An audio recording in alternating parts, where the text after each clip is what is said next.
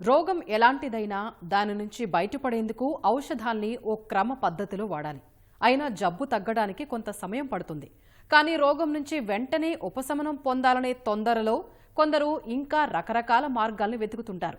రోగాన్ని శాశ్వతంగా నివారించే మార్గాల వైపు చూడకుండా తాత్కాలిక ఊరటకే ఎక్కువ మంది మొగ్గు చూపుతున్నారు. యాంటీబయాటిక్ వేస్తే చాలు ఏ రోగమైనా ఇట్టే తగ్గిపోతుందని, ఒకవేళ మళ్లీ వచ్చినా ఇంకో మాత్ర వేసుకోవచ్చులే అన్న భావన పెరిగిపోయింది. అవసరం ఉన్నా లేకున్నా పదే పదే మందులు వాడటం వల్ల రోగనిరోధక శక్తి తగ్గిపోతుందన్న సంగతిని ప్రజలు గుర్తించటం లేదు. ఇలా విచ్చలవిడిగా యాంటీబయాటిక్స్ వాడితే చివరకు ఏ మందులు పనిచేయక ప్రాణాలకే ముప్పు పొంచి ఉందని వైద్యులు, శాస్త్రవేత్తలు హెచ్చరిస్తున్నారు. వీటి వాడకంపై పరిమితి లేకుంటే రానున్న రోజుల్లో యాంటీ మైక్రోబియల్ రెసిస్టెన్స్ రూపంలో ప్రపంచం పెను ఉత్పాతాన్ని చవిచూడక తప్పదని ఆందోళన వ్యక్తం చేస్తున్నారు.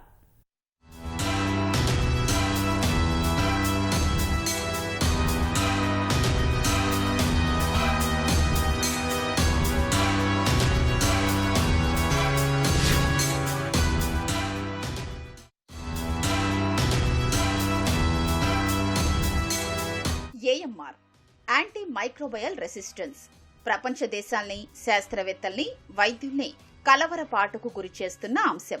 దీన్ని ప్రపంచ ప్రజారోగ్యానికి ముప్పు కలిగించే అతిపెద్ద సవాళ్లలో ఒకటిగా ప్రపంచ ఆరోగ్య సంస్థ గుర్తించింది. అసలు ఏంటి యాంటీ మైక్రోబయల్ రెసిస్టెన్స్ అని ఒకసారి పరిశీలిస్తే, బ్యాక్టీరియా, వైరస్, శిలీంధ్రాలు, ఇతర సూక్ష్మజీవుల వల్ల వచ్చిన జబ్బుల నివారణలో భాగంగా చికిత్స కోసం యాంటీబయాటిక్స్ ఇస్తుంటారు.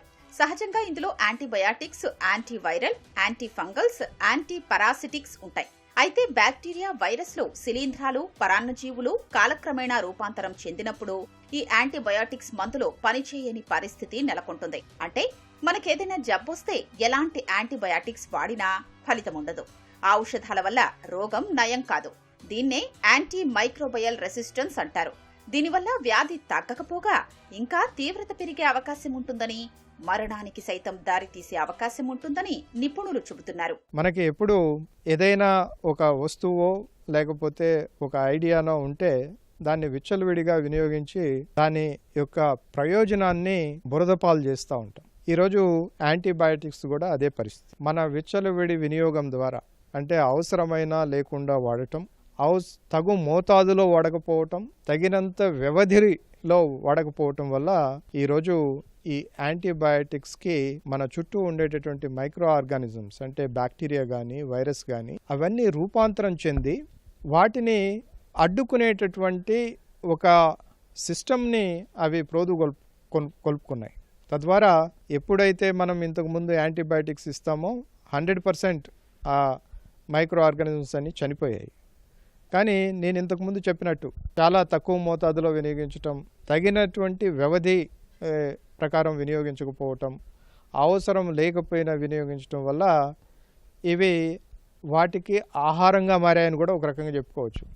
తద్వారా ఎప్పుడైతే ఈ యాంటీబయాటిక్స్ లోపలికి వెళ్తాయో అవి చావకపోగా వాటికి అనుకూలమైనటువంటి వాతావరణాన్ని ఏర్పరచుకొని వాటిని రక్షించుకునేటటువంటి ప్రక్రియలో భాగంగా దాన్ని ఎవేట్ చేయటం మొదలుపెట్టాయి. ఇది ప్రధానమైనటువంటి ఏఎంఆర్ గురించినటువంటి అంశం. రోగాలు తగ్గాలంటే మందులు వేసుకోవాల్సిందే. అలా అని అతిగా వాడితే ఆ మందే విషమవుతుంది. ఇప్పుడు యాంటీబయాటిక్స్ విషయంలో ఇదే జరుగుతోంది. చీటికి మాటికి యాంటీబయాటిక్స్ వాడకం వల్ల దుష్ప్రభావాలు వస్తున్నాయి. రోగం త్వరగా తగ్గుతుందనే ఉద్దేశంతో యాంటీబయాటిక్స్ వాడుతున్నారు. కానీ అవి స్లో పాయిజన్లా పనిచేస్తున్నాయని ఎవ్వరూ గుర్తించడం లేదు. ప్రపంచ దేశాలతో పాటు భారత్లోనూ యాంటీబయాటిక్స్ అతి వినియోగం కొత్త సమస్యలు తెచ్చిపెడుతోందని నిపుణులు అభిప్రాయపడుతున్నారు. దేశంలో యాంటీబయాటిక్స్ వినియోగం విచ్చలవిడిగా పెరిగింది. బ్యాక్టీరియా సంబంధిత వ్యాధులకు వాడాల్సిన మందుల్ని పనిచేయవని తెలిసినా చిన్న చిన్న వైరస్ జబ్బులకు సైతం విచ్చలవిడిగా వాడుతున్నారు. యాంటీబయాటిక్స్ వాడితే ఏ రోగమైనా త్వరగా తగ్గిపోతుందనే గుడ్డి నమ్మకంతో ఎక్కువ మంది రోగులు ఉన్నారని నిపుణులు పేర్కొంటున్నారు. వైద్యులు కూడా ఖచ్చితంగా ప్రిస్క్రిప్షన్లో యాంటీబయాటిక్స్ ఉండేలా చూసుకుంటున్నారని, కొన్నిసార్లు డాక్టర్ రాయకపోయినా రోగులే అడిగి మరీ రాయించుకుంటున్నారని అంటున్నారు.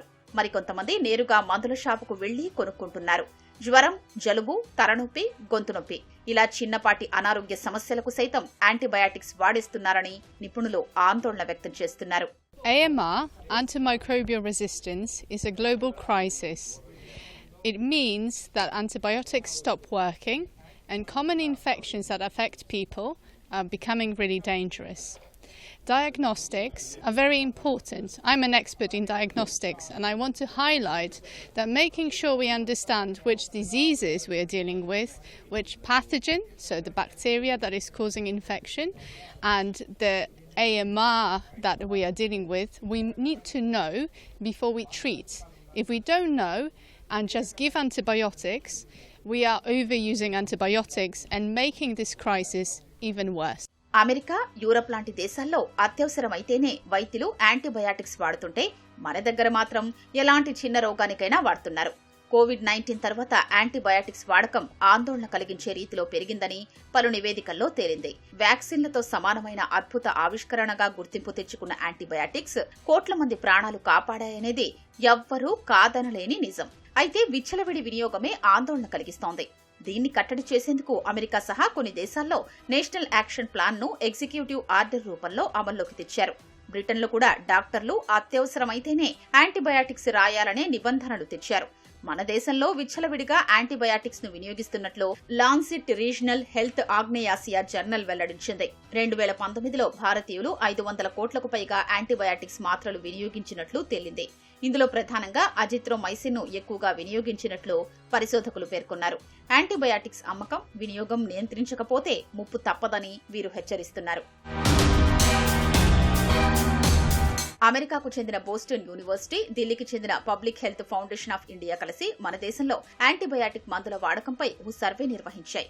వినియోగించిన మొత్తం యాంటీబయాటిక్స్ లో 90% ప్రైవేట్ ఆసుపత్రులు, డాక్టర్లు సిఫార్సు చేయగా ప్రభుత్వాసుపత్రుల్లో ఇచ్చినవి 10%. మన దేశంలో ఔషధాల విక్రయం, వినియోగంపై అమెరికా, యూరప్ లో ఉన్నట్లుగా ఇప్పటికీ ఒక సరైన నిఘా విధానం లేదు. దేశంలో యాంటీబయాటిక్స్ విచక్షణారహితంగా వాడుతున్నారు. డాక్టర్ ప్రిస్క్రిప్షన్ లేకున్నా ఈ ఔషధాలు తేలిగ్గానే దొరుకుతాయి. గుర్తింపు పొందిన డాక్టర్లు కూడా రోగులకు వీటిని ఎక్కువగా రాస్తున్నారు. భారతీయులు వాడుతున్న యాంటీబయాటిక్స్ లో 72% ప్రపంచ ఆరోగ్య సంస్థ వాడకూడదని చెప్పినవే. కరోనా మొదలైన తర్వాత మాత్రమే కాదు, అంతకుముందు కూడా దేశంలో యాంటీబయాటిక్స్ వాడకం అధికంగానే ఉందని నివేదికలో వెలుగు చూసింది. పెనుసవాల్గా మారిన ఈ యాంటీ మైక్రోబయల్ రెసిస్టెన్స్ మీద ప్రపంచ దేశాలతో పాటు భారత్ సైతం దృష్టి సారించింది. యాంటీబయాటిక్స్ నియంత్రణపై అవగాహన కల్పించేందుకు నేషనల్ యాక్షన్ ప్లాన్ ను రూపకల్పన చేసింది. నవంబర్ 18 నుంచి 24 వరకు వారోత్సవాలు నిర్వహిస్తూ ప్రజలకు విచ్చలవిడి యాంటీబయాటిక్స్ వినియోగం వల్ల కలిగే అనర్థాల్ని తెలియజెప్పే ప్రయత్నం చేస్తున్నారు. ఇదే రీతిలో federation of Asian biotic association, infection control academy of India ఆధ్వర్యంలో ఆంధ్రప్రదేశ్లోనూ యాక్షన్ ప్లాన్ కు రూపకల్పన చేశారు. కేవలం వైద్య రంగంలోనే కాక పౌల్ట్రీ, ఆక్వా, డైరీ తదితర రంగాల్లోనూ విచ్చలవిడిగా యాంటీబయాటిక్స్ వాడకం తగ్గించడమే లక్ష్యంగా కార్యాచరణ రూపొందిస్తున్నట్లు కార్యక్రమంలో పాల్గొన్న ప్రతినిధులు తెలిపారు. అందులో భాగంగానే ఇటీవల అమరావతిలోని ఎస్ఆర్ఎం విశ్వవిద్యాలయంలో యాంటీబయాటిక్స్ నియంత్రణ, యాంటీ మైక్రోబియల్ రెసిస్టెన్స్ అంశంపై అంతర్జాతీయ సదస్సు నిర్వహించారు. ఈ కార్యక్రమంలో యూకే, నెదర్లాండ్స్, జర్మనీ, బంగ్లాదేశ్, భారత్కు చెందిన శాస్త్రవేత్తలు, వైద్య ఆరోగ్య నిపుణులు పాల్గొన్నారు. మితిమీరిన యాంటీబయాటిక్స్ వినియోగం వల్ల రానున్న రోజుల్లో ప్రపంచ దేశాలకు కలిగే అనర్థాలపై చర్చించారు.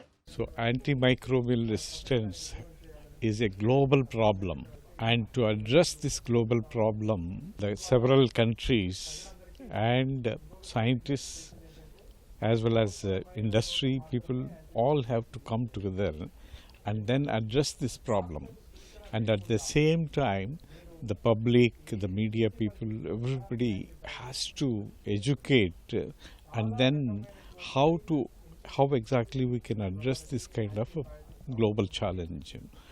And in order to take up this, global action plan has come, and every country, most of the countries have come up with national action plans. India also has come up with an Indian national action plan. So దీన్ని నుంచి మనం ఎలా బయటపడాలి? ఎందుకంటే 2019 లెక్కల ప్రకారం Lancet అనేటటువంటి ఒక జర్నల్ పబ్లిష్ చేసినటువంటి డేటా ప్రకారం 2019లో డైరెక్ట్గా యాంటీ మైక్రోబియల్ రెసిస్టెన్స్ తోటి, అంటే యాంటీబయాటిక్స్ పని చేయకపోవటం వల్ల 1.27 మిలియన్లు, అంటే 12,70,000 మంది డైరెక్ట్గా చనిపోయారు. అలాగే 50 లక్షల మంది ఇండైరెక్ట్గా దీని ద్వారా చనిపోవటం జరిగింది. ఈ పరిస్థితి ఇలాగే కనుక కొనసాగేటట్టయితే 2050 సంవత్సరం కల్లా రమారమ్మి 1 కోటి మంది ప్రజలు ప్రతి సంవత్సరం చనిపోయేదానికి అవకాశం ఉంది. అంటే ఈ కోటి మందిలో మనకి ఇప్పుడు అవైలబుల్ యాంటీబయాటిక్స్ ఏదైతే ఉన్నాయో అవి ఏమాత్రం పనిచేయక మన కళ్ళ ముందే వాళ్ళు ప్రాణాలు విడిచేటటువంటి పరిస్థితి. యాంటీ మైక్రోబియల్ రెసిస్టెన్స్ రూపంలో పొంచి ఉన్న ముప్పును నివారించే ప్రయత్నం చేయకుంటే ప్రపంచం అనేక సమస్యల్ని ఎదుర్కోవాల్సి ఉంటుందని నిపుణులు హెచ్చరిస్తున్నారు. 2019లో యాంటీ మైక్రోబియల్ రెసిస్టెన్స్ వల్ల ప్రత్యక్షంగా 12,70,000 మంది ప్రాణాలు కోల్పోగా పరోక్షంగా 50 లక్షల మంది ప్రాణాలు కోల్పోయారని లాన్సెట్ జనరల్ నివేదిక పేర్కొన్న విషయాన్ని ప్రస్తావిస్తున్నారు. ఈ పరిస్థితి ఇలాగే కొనసాగితే ఏడాదికి 1 కోటి మంది చనిపోయే పరిస్థితి వస్తుందని భయాందోళనలు వ్యక్తం చేస్తున్నారు. దీనివల్ల సుస్థిర అభివృద్ధి లక్ష్యాలతో పాటు ప్రపంచ దేశాల ఆర్థిక వ్యవస్థల మీద తీవ్ర ప్రభావం పడుతోందని ఆందోళన వ్యక్తం చేస్తున్నారు. $1 ట్రిలియన్ నుంచి $10 ట్రిలియన్ వాణిజ్యం దెబ్బతినే అవకాశం ఉంటుందని హెచ్చరిస్తున్నారు. ఖచ్చితంగా అవసరమైతేనే యాంటీబయాటిక్స్ మందులు వాడాలని సూచిస్తున్నారు. ఇదే సమయంలో ప్రత్యామ్నాయ మందులు, చికిత్స వైపు వైద్యులు, శాస్త్రవేత్తలు దృష్టి సారించాలని సూచిస్తున్నారు. కేంద్ర, రాష్ట్ర ప్రభుత్వాలు సైతం యాంటీబయాటిక్స్ విచ్చలవిడిగా వాడకుండా కఠినతరమైన నిబంధనలు అమలు చేయాలని, ఈ దిశగా కృషి చేస్తున్న ప్రపంచ దేశాలతో కలిసి కార్యాచరణ రూపొందించాలని స్పష్టం చేస్తున్నారు.